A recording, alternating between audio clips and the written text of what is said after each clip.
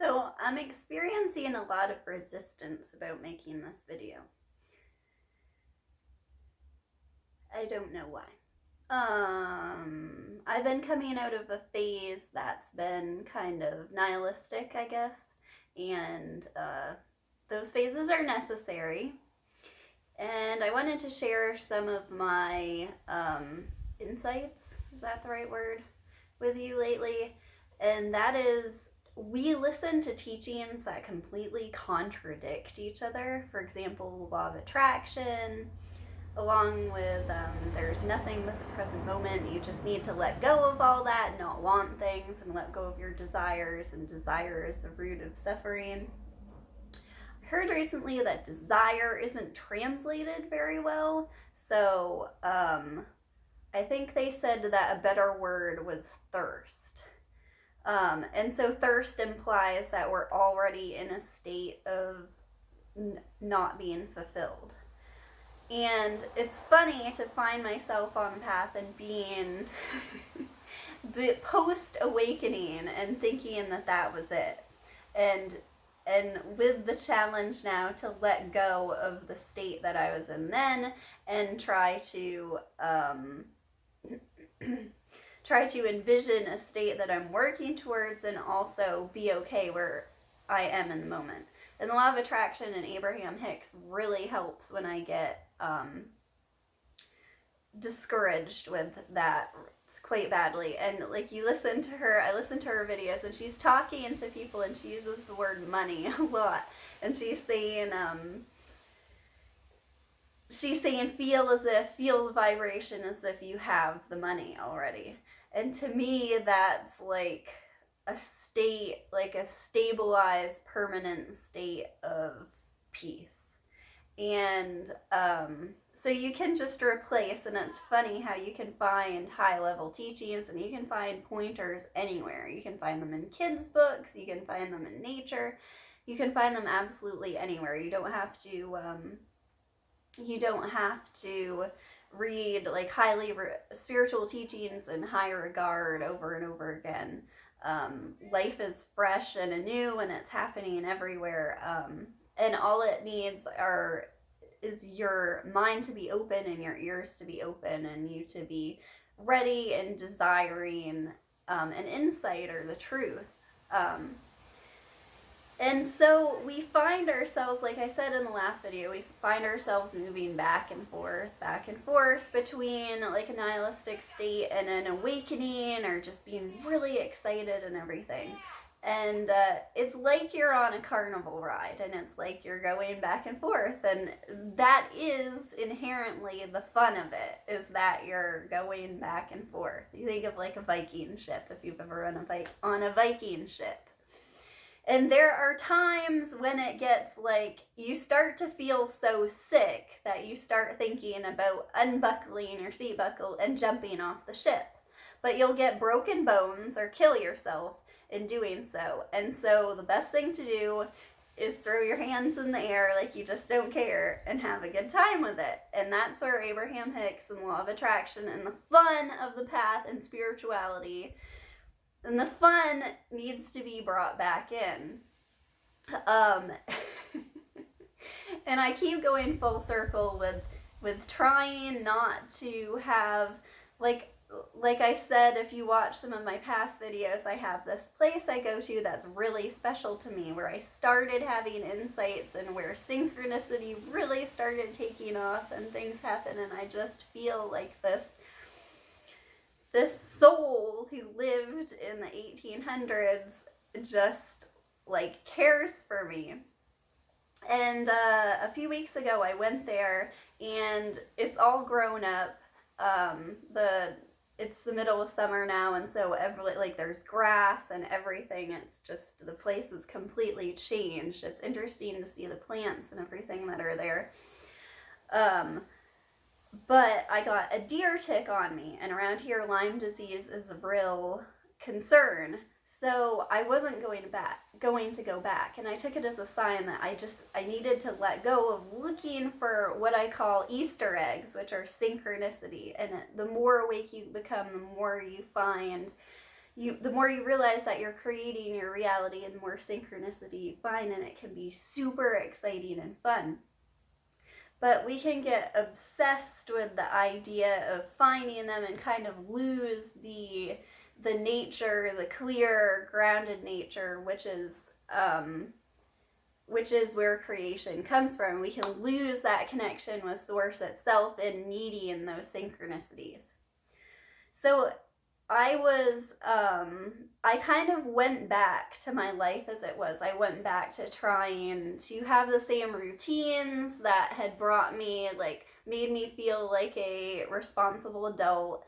And these long runs, I go for like a 5-mile run down road, and this time of year there's this field of buttercups, and it's on the river, and there's birds singing and goldfinches, and they're going like between the two, crossing the road and kind of like dancing with you as you run there.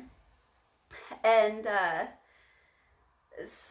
was just, it gets really hot in the day, and I just get so locked into the idea that I'm gonna go for this experience. I'm gonna have this experience. And it was the same seeking Easter eggs, even though that was something that I found, I thought it was safe before my awakening. And so the other day I just got too tired to go, and I started to run in that direction, and something told me to turn around. So I turned around and I put on a tick repellent spray, and I went back to where the mansion of the clairvoyant doctor once stood. And I found it was like mosquitoes were chewing me up, and my back afterwards was like all blood.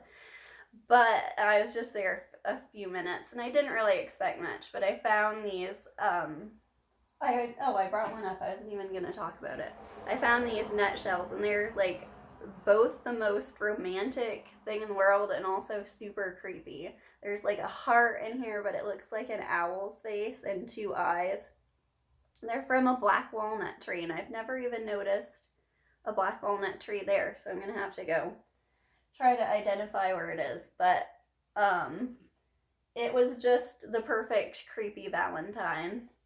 And so I went back to the cemetery, and I found this pretty crazy poem, and I never heard the word, never knew the meaning of the word Elysian before, and it means paradise, which has a lot of meaning to me, and I still haven't decided if I'm gonna get the tattoo or not.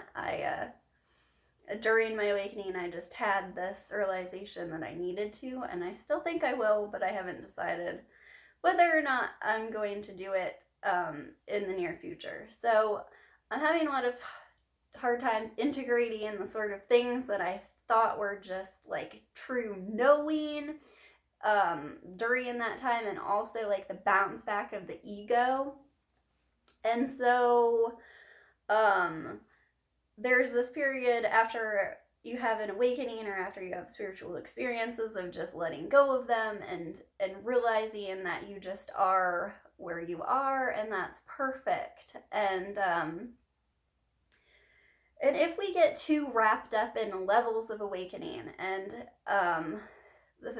if you start to really get interested in levels of awakening, I suggest the book 1000 by Ramaji, or Ramaji, how do you say it? Ramaji, probably.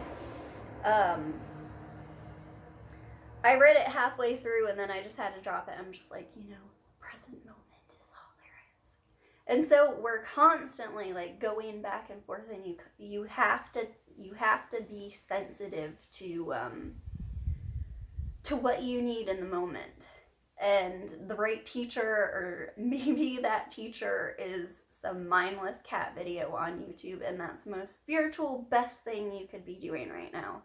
And so don't beat yourself up for not constantly following spirituality, or not constantly reading high-level material. Sometimes there's time to listen to music, and sometimes there's time to sit in silence, and just your connection with your inner voice that's the only thing that you need to really work on promoting. And there's no good and bad. There's no time to waste anyway.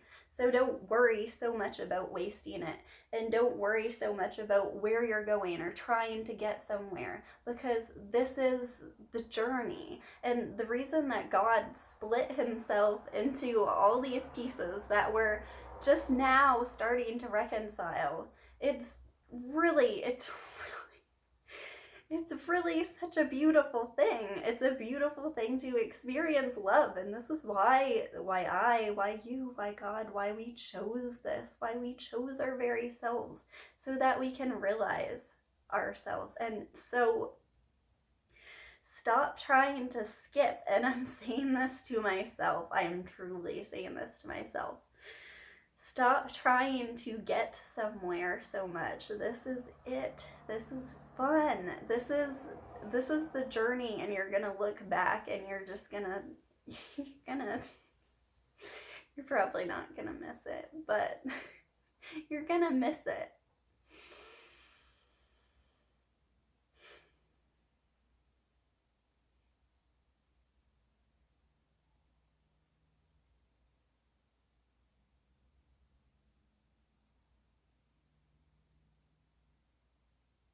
I love you guys.